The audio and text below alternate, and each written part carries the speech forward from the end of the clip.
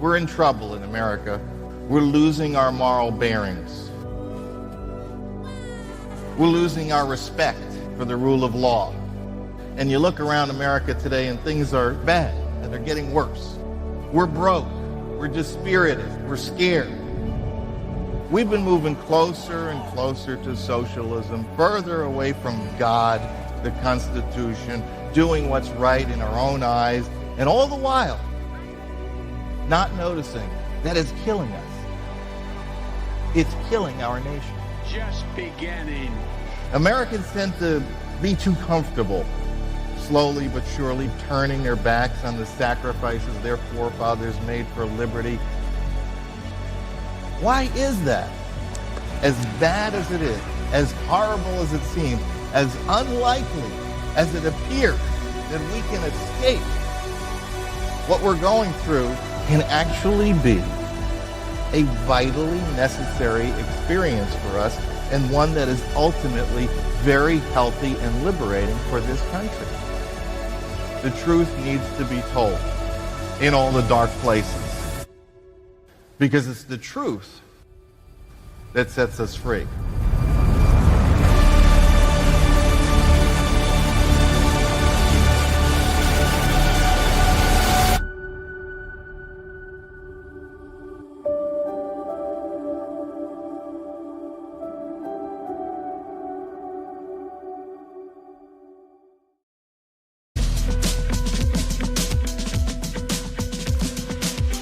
WorldNetDaily is live. It is January 8, 2025, and LA is burning. We're going to follow two stories today. We got the major fires in Southern California and Trump visiting, Trump Jr. at least, visiting Greenland.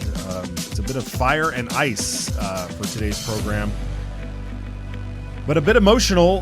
There's a lot of devastation happening in Southern California, the Los Angeles area, and Josh Turnbow, and we are joined also by California resident Kira Davis, the great Kira Davis. Welcome, you two. Good to be here. Hey, Matt. Yeah, and Happy New Year. Yeah, although, boy, I mean, it's just not one story after another of heartache. What is going on in Southern California, in Los Angeles right now?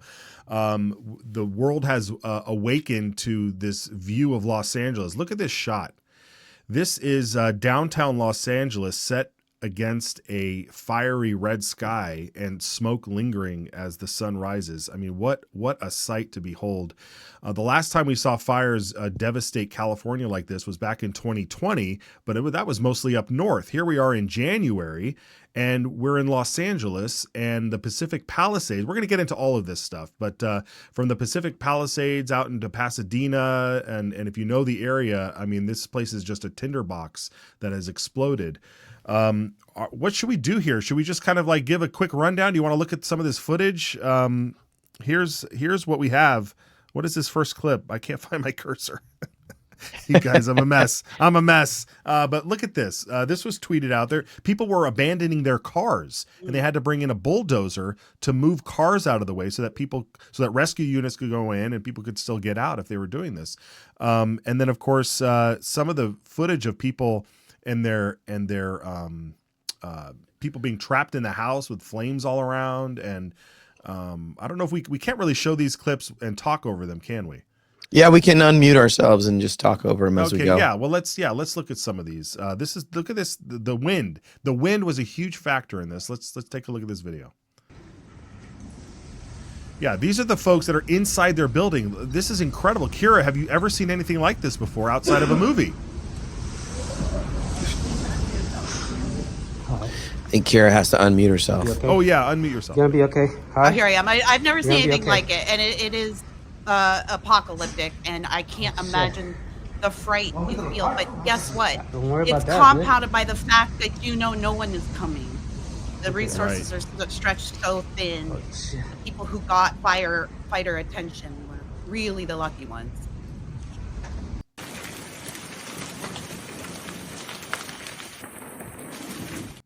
You got to unmute herself.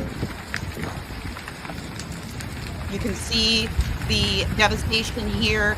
I need people to understand that Matt was talking about those fires in the north in 2020. This is not that. No, it's not. Sorry, but you hear my ghetto dog. Sorry. No, you're right. This is not that, because those were mostly wild. That was like out in the wild, you know? I mean, they were destroying property, but this is like, these are residential areas, dense residential areas in these canyons. Very beautiful areas, but they have a lot of older homes, a lot of old growth. I mean, these things, the fire catches down there often. It can often, but not to this devastation. I'm speechless. I'm so speechless by a lot of this. I'm sorry. I was waiting for my dog to finish doing whatever she's doing downstairs. I think there's probably, it's windy. Here's the thing. It's really windy here and everything's flying around. So the dogs are barking in this neighborhood nonstop. I mean, people need to understand that when we're talking about what these fires are doing, we're not just talking about the flame, the heat. This is a perfect storm. This is what they've been describing this as, a perfect storm. We have a huge wind event combined with tinderbox conditions, as you just said, Matt. And so these embers, a lit ember can travel as far as 5 miles. Wow. So we're not talking about, oh, if you're in a wooded area, you're probably worse off. If you are in an urban area, if you catch a spark, everything's going up in flames. I don't think we understand that this is going to change the face of Los Angeles City. Absolutely. I mean, there was footage this morning. I don't know. We're trying to figure out exactly where this is, but somebody got up early this morning and went somewhere in the Pacific Palisades and shot some of this footage of what looked like a bomb had hit. Can we show this? Which one? This is the vertical video. Yeah. Like 11? Yeah, Let's 11. see. 11. Okay, I guess let's park along this street, yeah? And then, Dave, if you can just Oh my. go ahead of us. This and is a city. Try to, This Yeah. is a city. This Right is here, not right here. the This woods. is where it's got to be. This is Los This is- Angeles. oh my God. What? I've never. Look at this. Beyond comprehension. It is. I mean, the person filming is exactly right. It's beyond comprehension to see something like that, especially in an American modern city that is supposed to be built to take care of these things. I mean, I guess you kind of look at this and say, yes, fires happen, earthquakes happen, all sorts of things happen, but we're a country, or we used to be a country, that was prepared for this type of thing. And now, Kira, you mentioned just before we went on the air, you're in Orange County, just south of Los Angeles, and there were some flare-ups of fires, but they were quickly put out. What's the difference between Orange County and Los Angeles County right now? Management, Republicans versus Democrats. First of all, we're a red county, just barely, but we're fixing that as well. But we have better fire management here. We just have better management, period. Our firefighters were in place 2 days ago. When we got warning of this wind event, we took it seriously. We placed our firefighters on the line. We started warning citizens. That's what leaders do. Everyone, that's what leaders do. You compare that to what's happening in Los Angeles. Of course, you can't control Mother Nature, but leaders respond. Leaders are on the ground. Compare what you're seeing from Gavin Newsom to what you saw from Governor Ron DeSantis in Florida during the hurricanes. You always knew where he was. You always knew what he was doing. You always knew you could go to him to find information. And he also just had an air of leadership. And I've been watching Newsom off and on all day. When he's been available, by the way, he's barely available. Only for photo ops. I've been watching him and he looks feckless and weak. And that is the story of what is happening in Southern California right now. And I find it to be enraging. And my friends and family that are dealing with this right now on a very visceral level find it insulting to watch the president and Gavin Newsom give a brief press conference for 2 minutes and spend the whole time congratulating each other over the great work they've been doing. Meanwhile, people are watching their homes burn to the ground. We can't fill our reservoirs. We voted to build more reservoirs. In 2014, we haven't built a single new one. We are not allowed to keep our reservoirs full. We are dumping rainwater into the ocean at the order of Governor Newsom and his environmental agencies. We are not allowed to clear brush because of the environmental agencies. We have an out of control homeless problem. They light fires everywhere every day. I have no doubt that these fires will be traced back to a homeless encampment at some point, sometime. It's not about controlling Mother Nature. It's about having someone to step up and lead and show citizens that you are making preparations and give them the comfort of knowing that even as things around them are out of control, their leaders are in control. And right now in Los Angeles and the entire state of California, no one is in control. There are no adults in charge here. It's hard to argue with that, Kira. I thank you for saying all of that. I mean, Yeah. they don't even Amen. allow you. They don't even let you water your own lawn. It's very enraging. It's very angering. It is. Because we have been sitting in this state for years, begging our government to help us. We have been on our own for years in this state. And every time someone stands up, a parent stands up and says, I don't like what's going on in my schools. I need to keep my business open. I can't protect my neighborhood. Crime is everywhere. Illegal migrants are everywhere. Every time someone steps up and asks for help, they're told, oh, that's just a right-wing talking point. Oh, you're just a Trumper. These are their voters that are saying it, not just people like me. They treat us like garbage, and then they have the nerve to get on TV every once in a while and say, well, climate change, President Trump, take some leadership, take some accountability. That's what Americans want to see. And as I said on X yesterday, my hope for this disaster is that it will finally burn away the last of the cover of this incompetence, and it will lay everything bare. And Californians will finally see what they've been voting for. Yes, and this is exactly why Trump has been elected. I mean, your emotion right here is raw, it's real, and it's reflected in President Trump's message that he posted on X. Let's take a look at that. This is very powerful here. Governor Gavin Newsom refused to sign the water restoration declaration put before him that would have allowed millions of gallons of water from excess rain and snowmelt from the north to flow daily into many parts of California, including the areas that are currently being burning in a virtually apocalyptic way. He wanted to protect a worthless fish called the smelt. He says he demands that this incompetent governor allow beautiful, clean, fresh water to flow into California. He is to blame for this. And on top of it all, no water for the fire hydrants. There's no firefighting planes. It's a true disaster. Talk about that. Let's talk about that. We have a video here of was this somebody who ran against Mayor Karen Bass, who's currently in Africa? I'm going to assume you're going to play something from Rick Caruso. This was her opponent. This was her Republican opponent. He did run as a Democrat because it's LA, but he really was the center-right politician. He lost that race, obviously. Yeah. So let's listen to what he divulged on the news when he called in. My heart goes out, obviously, to the people with their homes, and I'm watching the small businesses around us go up in flames. This is people's livelihoods, so it's devastating. But what is most concerning to me is our first responders and our firefighters who are trying to battle this. There's no water in the Palisades. There's no water coming out of the fire hydrants. This is an absolute mismanagement by the city. Not the firefighters' fault, but it's by the city. And I'm going to be very honest. We've got a mayor that's out of the country, and we've got a city that's burning, and there's no resources to put out fires. So if you look at your pictures, you don't see the firefighters there because there's nothing they can do. And it looks like we're in a third world country here. Mm-hmm. And we've got a lot of tough questions that we need to ask the mayor and the city council and our representatives and the county representatives. Why didn't you work to mitigate this? What was your brush mitigation program? I heard you earlier talking about it's been dry because there hasn't been rain. That's not the biggest problem here. The brush up in these hills that are controlled by the city and the county, I would bet you that they haven't been handled, mitigated, pruned, removed for probably 30 or 40 years. This was a disaster waiting to happen. And what's predictable is preventable. And who's paying the price are all of these people in their homes and their businesses tonight.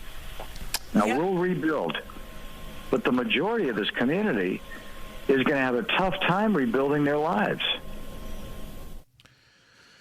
It's so heartbreaking. I can't. I mean, how is there no water in a fire hydrant? I don't understand. I mean, maybe I thought I knew how fire hydrants work. They're just connected to water. I mean, that's the whole point. There's water flowing, and you need to cap it, and you open it when you need it, and there's nothing there. Well, DWP, that's the Department of Water and Power in Los Angeles. They're basically the mob, actually, but they are taking quite an exception to the criticisms about their response to this and about having no water. They're claiming it's not their fault, that, you know, lines are down, it's fire, lines are down. That may be true.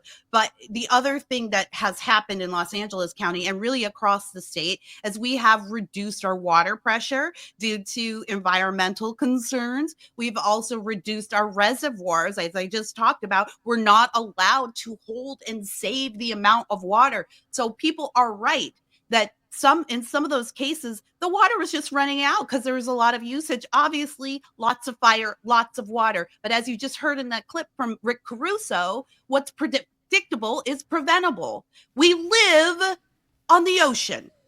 There's no reason for us to not have enough water at any time to fight any fire in the Los Angeles area. So true. So Absolutely. true. And do we have the clip? I'm sorry, I don't know the name of it, but it's where you can see the homes along Pacific Coast Highway. The only thing on the either side of these homes is the road and the beach. And these homes are lit on fire. Absolutely lit on fire. And you're 30 yards from the shore.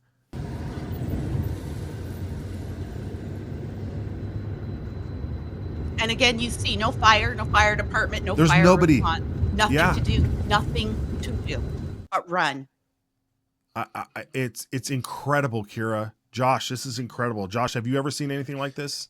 You know, like I used to live in LA and we would look across at the Malibu fires, but they were always in the hills and never did they come this far down into LA proper. And the idea that the fire came all the way to PCH, which is the highway that's on the ocean, and then across is really mind blowing. Like you would think that there would be like an army of people like fighting, you know, all hands on where's the deck. National Guard? They're not there. You guys, they've evacuated so far 30,000 people from Santa Monica. Santa Monica is LA City, everyone. That's not the suburbs. That's the pier. That's the movies. They have evacuated 30,000 people in that area, and the fire is. We're talking about it as if we've just come through something. No, we're still in the middle. It's still spreading. It's still going. We still don't have enough firefighters. There are crews coming in from other states. We got updated today that Arizona's arrived, and I think we've got some Midwest states sending in help. It's all too late, really, too. Like, can we show that overhead? You know, people are filming out the window of their planes as they take off last night. Flying right over that thing. It's one of the most beautiful shorelines in the world. Yeah. And it's only gotten worse since then. I mean, this was the whole entire hills are on fire. That was last night. Yeah. Last night. Yeah.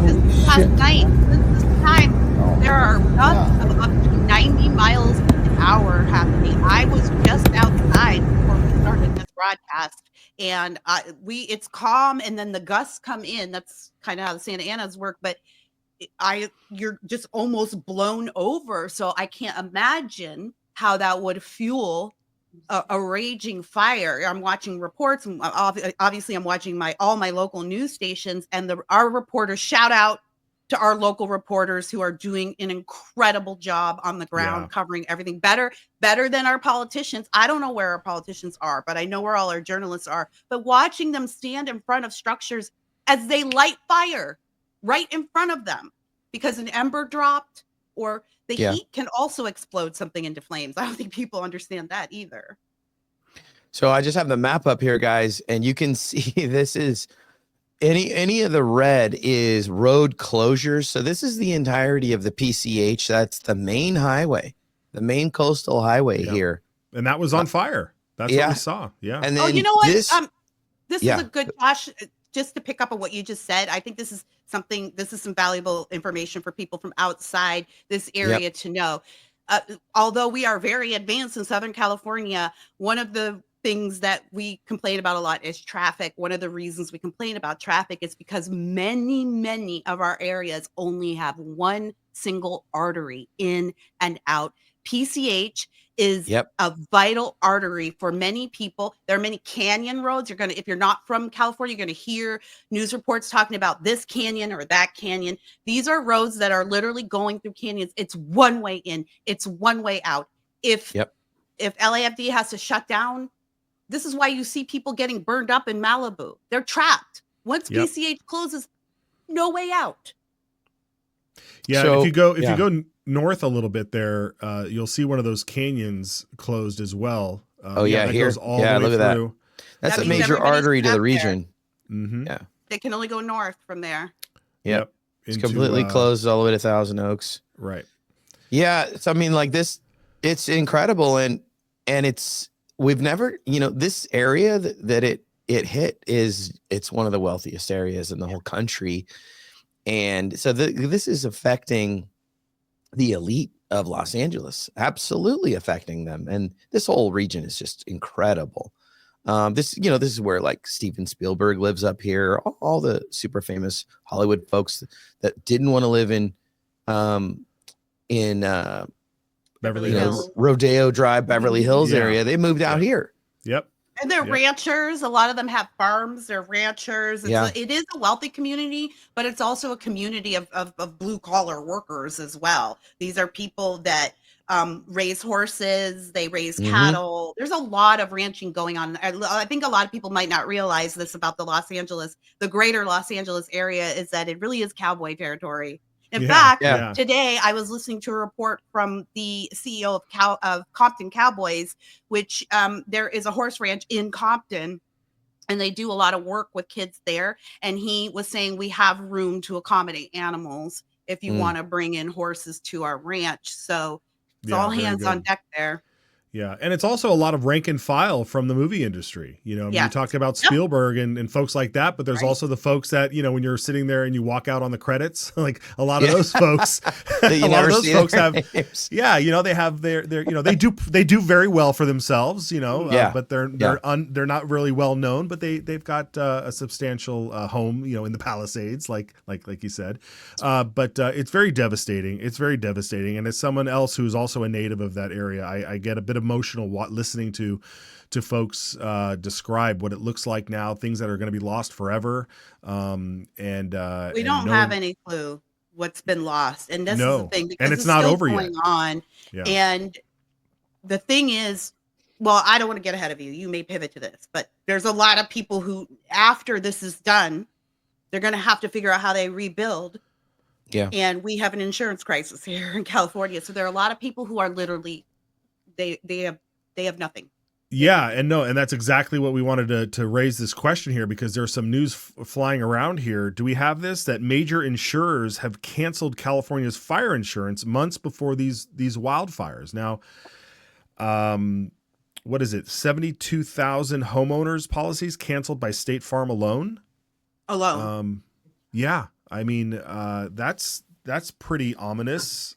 Three major insurers left the state in the last 2 years. AAA is still here for now, but they're raising their rates. And a lot of people lost fire insurance. So I want to talk a little bit. I want to explain this a little bit. This is an ongoing problem. So I know there's probably a lot of people out there who are going, oh, isn't this convenient that the insurance companies, pulled out right before this fire. But this has been an ongoing problem. It's just that we've had so many other ongoing problems. People aren't talking about this crisis. But we have an insurance crisis here in California. I was up in the Capitol in Sacramento a few months ago, and I happened to attend an insurance committee hearing. And it was just insurance broker after insurance broker going on. This was months ago, 6 months ago, going up there and saying, you need to do something. The people in California are about to experience an unprecedented crisis with insurance. We can't stay. One guy said, I'm closing up shop. I'm about to leave. It is impossible to do business here. The state will not allow this. We run things communistically here. It won't surprise you. Insurance companies are not allowed to raise their rates. So what do? You got to leave. We're in fire territory and earthquake territory, and you can't raise your rates to a level that will help cover the cost of these things. So they're leaving.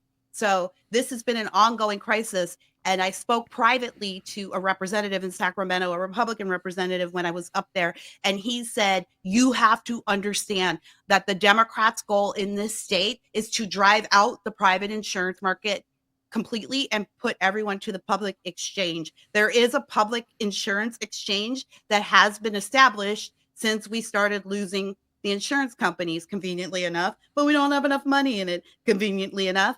But that's where they want us all to go, the public exchange. So the goal really is to drive out private insurance. They hate us. They hate us. Spitting facts. It can't look like anything else, right? Yeah, that's what it looks like. Looking at patterns. Yeah, that's exactly what it looks like. And I didn't even realize that the state was. I mean, it doesn't make. Of course, it makes sense. The state wants to cover your health insurance, right? They want to be everybody on Medicare and everything, and have universal health care. Why not have universal property insurance? Why not just have the state take care of everything, so they can also dictate what you can and not do on your own property. And it just goes back to the whole thing that people you're told people have not been watering their lawns for the past 10 years. I mean, they're creating their own horrific dry environments in their own backyards, and it's just so sad. It's so sad. And part of me also says, like, you vote. But you vote you vote this way, and this is the consequences, right? It's is this interesting the ultimate elections have consequences thing? Yeah, I don't know if we are voting for it. Matt, check this out. I wanted you guys to see. This is maybe the saddest clip I've seen thus far. Clip 8. Check this out.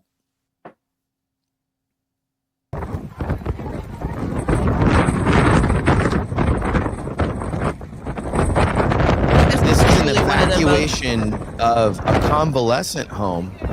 They had to evacuate everybody out of the building, and they just had them out in a parking lot for hours. Couldn't do anything with them. Yeah, these are old folks, and it's smoke. And then what you didn't see in that video, and I don't think most people saw this. Maybe I'll try to find the clip, but in the next report, you could see the flames licking over on the next street, like. It was do or die time. That was probably the most dire story of the night last night. And the whole country was really watching that. It looks like everybody did get out and relocated safely. And Matt, I should say that was in Altadena, in a completely separate fire that was taking place in kind of in the same, like, it's in LA, right? But there were fires everywhere in LA, and that one was just happening on its own. So I have a friend in Altadena, and I called him last night, and he was hysterical. He couldn't get his partner to leave. His partner did not want to leave his home. We lived in this home for 40 years, and he was hysterical, and everyone in the neighborhood was gone. The neighborhood was empty because they had evacuations. And we spent a long time talking, and I had to tell him, like, just go, get to safety, and then you can reevaluate. But at some point, you've got to make your own decision for your own safety. They got out. He eventually was able to go back in and grab his partner, but they are refugees now. They're not quite sure what's going on with their home.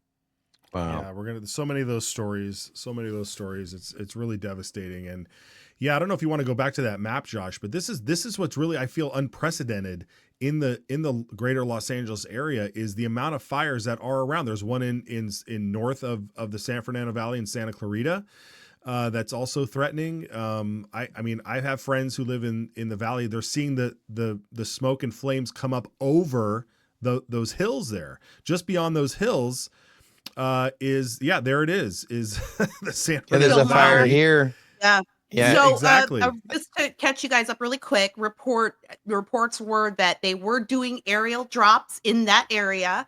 That's one of the newest fires. So I feel like maybe they thought they could get in quickly, but they had to abandon that. The winds are too high. Yeah. And then here's the kind of that Altadena area where the fire was. This is over by Pasadena. Yeah, so like that You can whole see it's right northern up region. against the mountains there, Yep. right? So Yep. you see it's right. So when you go to Altadena, it's a beautiful little sleepy little neighborhood, and then you're really butting up against the hills. All that to say, there's nowhere to go. Right. There's always nowhere to go. Yep. Yeah. Yep. That's so sad.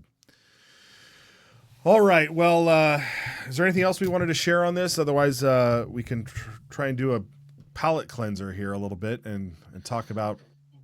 Yeah, I think let's put up that Babylon Bee image real quick, just as a side note. They're always one to make fun of Gavin Newsom.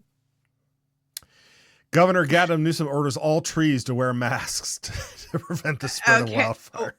To be fair, Mayor Karen Bass actually did put out a tweet today telling people to put on their masks and wear them and make sure they fit properly. Right, of course. Yeah. Ma'am, that's the clarion call of COVID. Ma'am.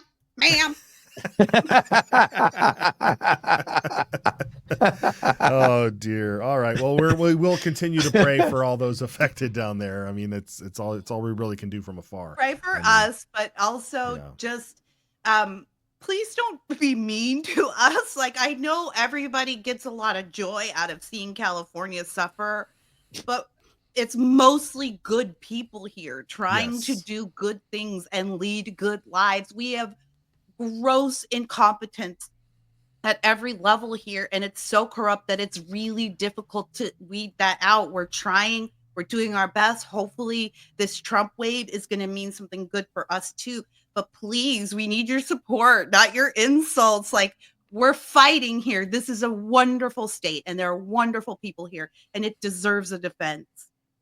It does. And Kira, you're one of those mighty warriors still left in California. So I applaud you for that. So you got to keep going.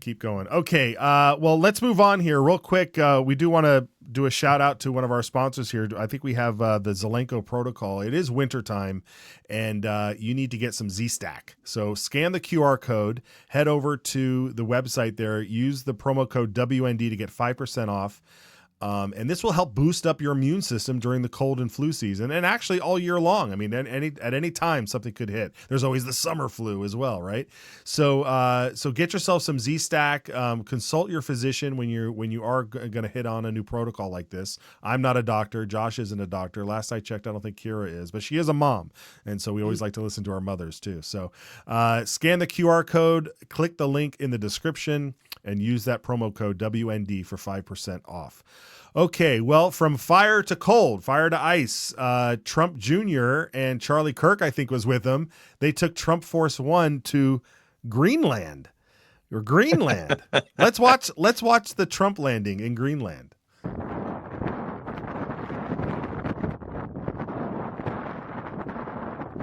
This is so awesome too, Matt, because there was all this talk, and Trump did not miss a beat by sending Junior, but in the Trump plane. Yes. Right? It's like a flying advertisement with the American flag, and I mean, they could have took a smaller plane, but nope. They took Trump Force One, it's kind of genius. It's epic, troll. Yeah. and if I recall, Greenland popped up in our zeitgeist about a potential, because during Trump's first administration, he mentioned Greenland, and everybody thought he was just trolling or whatever. But now here we are, 13, 12 days, however many is from inauguration, and we've got a lot of activity here, Kira. We've got a lot of activity in Greenland. United States of Greenland. Yeah. What's your take on this? This is pretty wild. Okay. Well, I admit that, like a lot of people, I thought it was a bizarre proposition, and it becomes more and more bizarre as Trump gets more and more serious about it. But then I looked into it. You know what? Here's the thing about Donald Trump. Whenever he says something crazy, the first thing you need to ask yourself is, but is it true? And so that's what I said. He says we need Greenland. Is it true? So I went to do some fact checking, and it turns out that the Russians and the Chinese have been playing all kinds of war games in and around Greenland. They have positions somewhere in and around. I mean, I think all of this is sort of classified, but but they're lurking around Greenland. They're using it as a base. They're using it for communications. They're using it as a launching pad. It does have strategic importance for the West. And when you consider the fact that America has been under duress at our borders, both our borders, really for the last few years, and we are very vulnerable to terrorist attacks, as unfortunately we found out over the holidays. Yeah, all of these things are connected. When President Trump says America first, that is an all-encompassing strategy. That just isn't you paying less for eggs at the grocery store or your border being more secure. That is making sure that the rest of the world stays off our ass. And so Greenland could be a big part of that. Absolutely, militarily speaking, and resources. I mean, there's tons of resources there, and I kind of look at the history of this, and I'm thinking like, the last time America expanded its borders to such an extent was with Alaska and Hawaii, even for strategic purposes. So this kind of just makes sense if you really are looking at it from an America first perspective, and not this sort of like colonialism or imperialism where you're trying to take over a country and impose your will on it. The people of Guam, for instance, and the people of Puerto Rico, they run their own territory and stuff. I don't know if Greenland will become a state, if it's so much it'll just become a territory under our flag. Yeah, Josh, that's all we need. Yeah, exactly. Josh, don't you think? Yeah. We have this image 7. It kind of explains a lot. We can pop that up. So this is from a tweet by Luke Rudakowski, but essentially he's saying here, like, I'm going to go to my version. It's a little larger. Most wars are fought over trade routes and resources. I think there's a bigger meaning to Trump trying to secure the Panama Canal and Greenland, in my opinion. And so in this image, this is a really important image. So this has been known to like a lot of folks that like study this kind of the things going on, but this is like a top-down, sorry, flat earthers. This is a top-down image of the globe flattened. And, most people don't realize that Russia is just right north of us across the globe on the other side of the Arctic ice. And what's now opening, and this has been something that people have been trying to find for a long time, the Northwest Passage or the North Passage, trade routes are opening seasonally in the ice of the Arctic. And this is going to be a major big deal for any nation that can touch it. And you see this little red line here that goes up and around Greenland and across and down through Alaska to Asia and the Bering Sea. This is going to be a major trade route. Trade routes also are strategic. So, people, especially the libs, my favorite new word is the shit libs, but the libs, they love to just like, mock Trump. They don't really think about what's going on. And there's always a plan. And this is not unique to Trump. This Northwest Passage, everybody's watching this thing. Everybody knows the Russians want it. It's very important for global trade. I think that's what's going on behind it. Plus, they never miss an opportunity to meme the hell out of something. And it works every like the time. Like the Gulf of America, as an example. Oh, yes. Kira, did you hear about this? Oh, yeah. I was watching the press conference. Yeah, explain it. Explain it for everybody. What are we heading into here with what is the Gulf of America? The Gulf of Mexico? The Gulf of Mexico. We're going to rename the Gulf of Mexico the Gulf of America, since it's really ours anyways. And just like we really should rename the Panama Canal while we're at it too. Again, just to pull back to what Matt said about everything being memeable, and to what Josh said about everything having other purposes. I really think people that we are in a day and age, like, let's let go of this idea that Trump is stupid. He just pulled off the greatest political comeback of all time. And we got to witness it in real time. He survived an assassin's bullet. This is not a stupid man. He's not distracting you. He's not just, squirrel. He's a billionaire for a reason. You know what I mean? He's seeing plays 10 miles down the road. So he's not a stupid man. He knows what he's doing. If he says we need Greenland, guess what? I believe it. Let's go get it. That's right. And speaking of memeing and trolling, Elon Musk retweeted this meme here. I think it's perfect. This is exactly what Trump would say. It's not even green. It's not even that green. To be honest, you know. Man, I tell you guys what, that Trump presser yesterday, or was it 2 days ago? I have no time, sense of time now, but yeah, it didn't feel so good just to listen to him, just to hear a leader. I mean, today, right before I came on this broadcast, I was watching Biden. I don't know. Oh, did you guys know that there's actually a president of the United States right now? His name is Joe. I keep forgetting. Yeah, we have a president. Yeah, and he was in LA very helpfully rerouting emergency air traffic so that he could land, do a 2-minute press conference with Gavin Newsom where he looked blankly at a map while someone spoke to him. And you look at that guy and you go, these aren't the people who inspire confidence in what's going on. Absolutely. He looks absent. And when I look at Trump talking, I feel this way about when I see DeSantis, you know, it's not always about what you can do. A lot of times leaders aren't the guys with the picks and the shovels. I get that.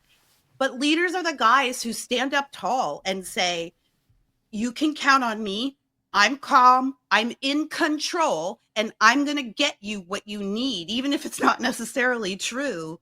A leader inspires. That's what a leader is. A leader isn't necessarily doing the footwork. They're inspiring. And when I look at Joe Biden, I look at that image of Biden and Newsom, and Biden just staring like blankly, you know, and Newsom, like, you know, the hair gel has gone to his brain. He's not there. And all they did for 2 minutes was talk about how great each other was. We're leaderless. And I think when you look at Trump, and I do believe that even the Americans who didn't vote for Trump are going to see this. If they haven't seen it yet, you're going to see a leader in action. And this time around, the difference is going to look stark. Yeah, it is, and it inspires other leaders as well. The Mexican president decided to hit back with her own renaming. Girl. Yeah, let's watch this. Digo, obviamente, Golfo de México es reconocido el nombre por Naciones Unidas, un organismo de Naciones Unidas, pero is this not subtitled? ¿Por qué no le llamamos América Mexicana? Translate. She's Se oye saying, bonito, ¿no? She's saying, look, the United States was Mexico before. She's trying to troll in a Trump style. La and saying, Constitución de Apatzingán era de América Mexicana. America used to be called, I'm not actually translating, okay, people. America used to be called Mexico. Vamos a llamarle América Mexicana. Wait, you can jump out of this video. It's just, first of all, Gloria Scheinbaum or whatever her name is, she's trying to be funny, but it's going to really backfire because in just a few days, Trump's going to literally remember this. And he's going to not appreciate it at all. You know, he's going to say, "Oh yeah, she's in way over her head." She is. Oh She's yeah, a heartfelt absolutely. installation, anyways. But she's in way over her head. Girl, please, you're gonna stand up here and try to play girl boss with us? You do not even know who you're up against. This man has a golden toilet in his penthouse. You know, he just stood up in front of the world and told Hamas, if you don't have our hostages back by the time I sit down in my chair on January 20th, all hell is going to break loose. You think President Trump gives a rat's ass about your fake girl boss routine?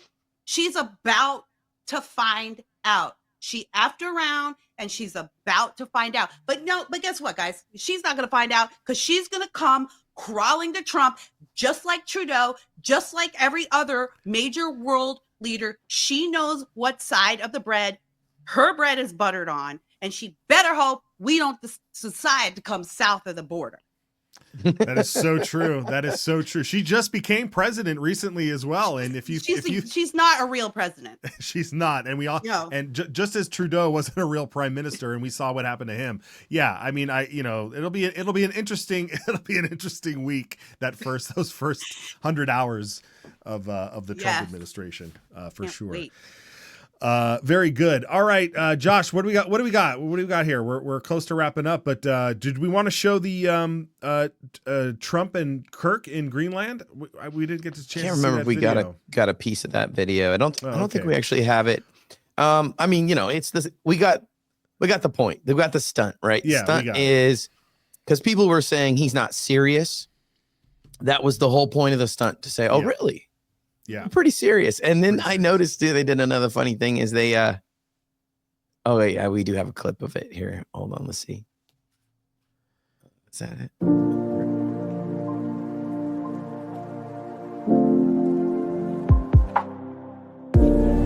Guys, where are we heading? We're heading to Greenland. Gonna talk to the locals. Gonna talk to people. See what they think about America. Just have a good time. The whole town is showing up, I think, at the airport. Let's go to Greenland. Let's do it. Let's do it. So this is from the show Art of the Surge. Is this coming back on Tucker Carlson? I mean, this is sort of my world as an outdoorsman. Yeah, I think they're just going to continue it, Matt. And they just, they leaked this early because they're trying to be real time with it. Yeah. It's a smart move. The red hats. It's a brilliant move, and it just shows the Trump team's playing. So what do you need the help with? Medicine, social, everything, job, everything. So you like the U.S.? I like U.S. Got the Inuit guy in there. Well, we're leaving the local museum in Nook. Just absolutely cool to see the old hunting styles, the clothes. It's really amazing.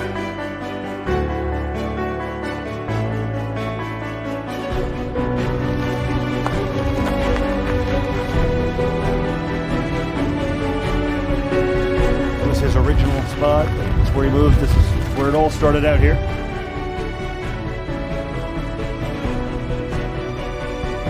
Awesome trip to Greenland. Super warm welcome. People excited about Trump. They're excited about America. I'm definitely looking forward to coming back and getting to spend a little bit more time on the ground myself. Incredible. Yeah, I mean, this is the thing. Again, people don't take Trump seriously. And this could probably maybe be the story in the end, that when this chapter in our history is all said and done, that no one took him seriously. Right.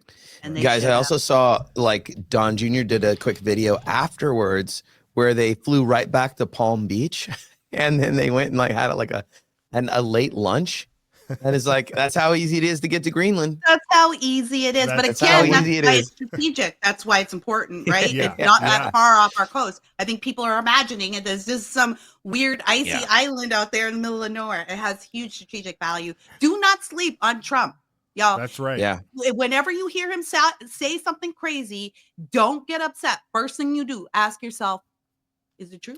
I'll tell you what's on my bingo board now is the word Antarctica. I'm just throwing that out there. I wasn't going to say anything when Josh was going over the map. Yeah, but I was right? This sounds like we're going to be really happy. As those ices melt, we see what's coming out of there. Maybe we want to have, we want to be there to see what's up. Exactly. All right, folks. Well, I think we've run out a lot of our clips here, but I truly, again, my heart goes out to everybody down in California, and stay safe. And Kira, even yourself, I know your firefighting team down in your area was able to put out some fires, but we just hope that everybody stays on alert, and hopefully there's no fires there. That way the Orange County folks can go help LA County. Thank you. And Josh, quick reminders for everybody on where they can follow us and follow the show. Yeah, guys, we'll just do it real fast. We're going to say Rumble. We love everybody over to Rumble. Get the app. Open the app. Find us on there. WND Newsroom. And that's where this show is live over on Rumble too. And unlike on YouTube, the show's going to play out and it won't get all these like warnings about garbage. It's not even real. They just don't like us at YouTube. But we are on YouTube, we are on Twitter, we are on Instagram, and we are on Telegram, and going live to as many channels as we can, including Facebook. You know, and we love our Facebook followers. A lot of comments from our Facebook followers. Thank you guys. We appreciate all of them. A lot of great comments from Tom. I see Tom commented a lot. Wendy, Sue, thank you guys. And of course, Kira, thank you for joining us today. Where should people go find you? Best place is to go to my X account at Real Kira Davis, and I have all the links to my podcast. Just listen to yourself with Kira Davis. This week I did a kind of a fun show. We broke down the Joy Taylor controversy at Fox Sports 1, and we talked about the ethics of sleeping your way to the top. But I'm also going to be breaking down this disastrous fire response later this week as well. So make sure you subscribe to the podcast and check me out at Real Kira Davis on Twitter. Best place to go. Yes, awesome. Highly Thank you, recommend. Kira. Highly recommend. All Thanks, right. guys, for having me.